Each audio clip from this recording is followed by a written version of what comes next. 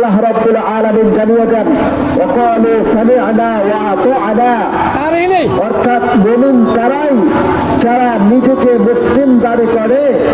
আমি নিজে মুসলিমের ঘরে জন্ম নিয়েছি, মুসলিমের খাতায় নাম দিয়েছি, ছোট্ট থেকে শেষ পর্যন্ত মৃত্যুর আগ পর্যন্ত আমার তোমার যতক্ষণ পর্যন্ত নিঃশ্বাস থাকবে, আমার তোমার যতক্ষণ পর্যন্ত জীবন থাকবে, জীবিত থাকবো, ওয়াকালু সামি'না ওয়া আতা'না, আমি আপনি মুমিন ওই সময় পর্যন্তই দাবি করতে পারবো যতক্ষণ পর্যন্ত আমি কোরআনের কথা শুনলাম এবং মানলাম এবং অপরকে পৌঁছে দিলাম।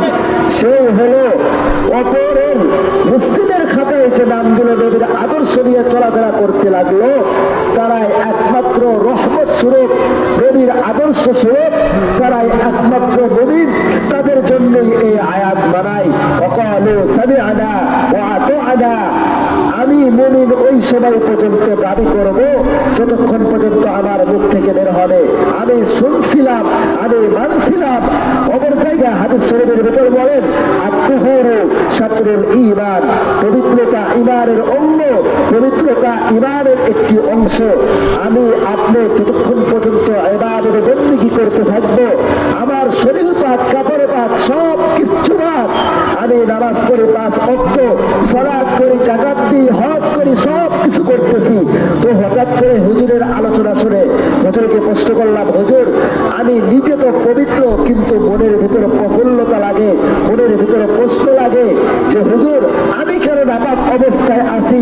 আরে গাদা, আরে চরম গাদ্দা, তুমি তো জানো না, তুমি যতক্ষণ পর্যন্ত হাজার হাজার, হাজারের পর হাজার, শতর পর শত শত কাপড় চেঞ্জ করলা, তোমার শরীরের সমস্ত কিছু চেঞ্জ করে করে করে নিজের শরীরের ভিতর, নিজের মনের ভিতর একটা কথাই বারবার উঠতে লাগে যে আমি নাপাকি অবস্থায়।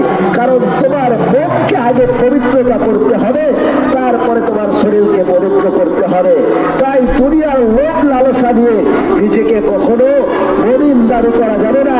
কারণ আমার আপনার যতক্ষণ পর্যন্ত হায়াত আছে ততক্ষণ পর্যন্তই এই দুনিয়াতে বাহাদুরি করতে পারবো। এই জন্য কবি বলেন আগার চাহতে হো রাহো খুশসদা করহো আর লিখো খুব তুঙ্গিল লাগা।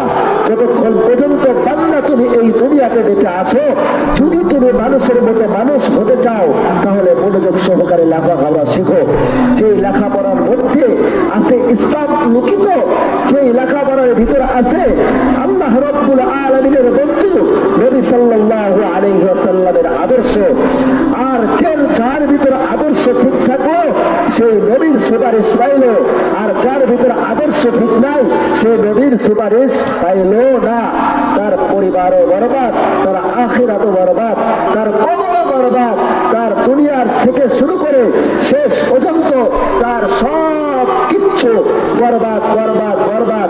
তার দুনিয়াতেও অশান্তি হবে, তার আখিরাতেও, আখিরাত তো দূরের কথা, তার কবরের জগতেও অশান্তি হবে।